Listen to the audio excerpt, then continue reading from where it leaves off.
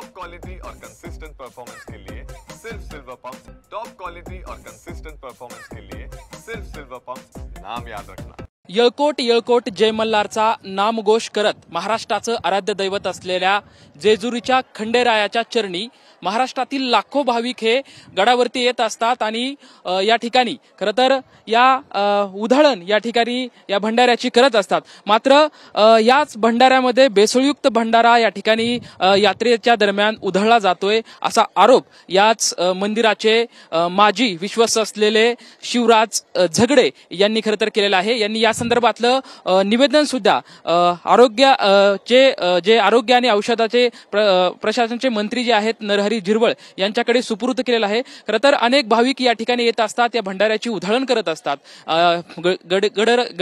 जेजुरीचा जो गड आहे त्या खंडेरायाच्या चरणी लीन होत असतात। मात्र या भेसळयुक्त भंडाऱ्याच्या उधळणीमुळे इथल्या नागरिकांना मोठी आरोग्याच्या समस्याला सामोरे जावे लागत आहे। कारण की या त्वचाबद्दलच्या समस्या असतील किंवा भंडाऱ्यामुळे डोळ्यामध्ये जळजळ होणे अशा सर्व गोष्टी या ठिकाणी होत आहेत असा आरोप खरं तर माजी विश्वस्त यांनी केलेला आहे। त्यामुळे खरं तर यावरती प्रशासनाने योग्य ती कारवाई करावी, भंडारा जे विक्रेते आहेत यांना चाप बसवावा अशी मागणी खरं तर माजी विश्वस्त यांच्याकडून करण्यात आलेली आहे। कारण की सोमवती अमावस्येचं औचित्य साधत महाराष्ट्रातल्या कानाकोपऱ्यातून लाखो भाविक जे आहेत या ठिकाणी दाखल होत असतात आणि मनोभावी या ठिकाणी या भंडाऱ्याची उधळण करत असतात। खरं तर सोन्याची जेजुरी म्हणून ज्या जेजुरीला ओळखलं जातं, कारण की मोठ्या प्रमाणात या ठिकाणी भंडाऱ्याची उधळण केली जात असते आणि ह्याच उधळणीमध्ये कुठेतरी आता बेसळयुक्त भंडारा या ठिकाणी उधळला जात आहे अशी तर खरं तर या ठिकाणी आरोप जे आहे तो माजी विश्वस्त यांच्याकडून करण्यात येत आहे। त्याच्यामुळे कुठेतरी ह्या बेसळयुक्त भंडाऱ्याला चाप मिळाला पाहिजे, ते थांबलं पाहिजे अशी मागणी खरं तर या ठिकाणी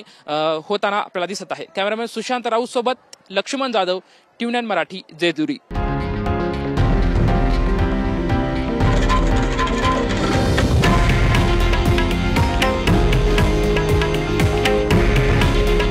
हे आहे देशातील नंबर 1 न्यूज नेटवर्क आणि आपण पाहत आहात TV9 मराठी। काळजी तुमची, हित महाराष्ट्राचं।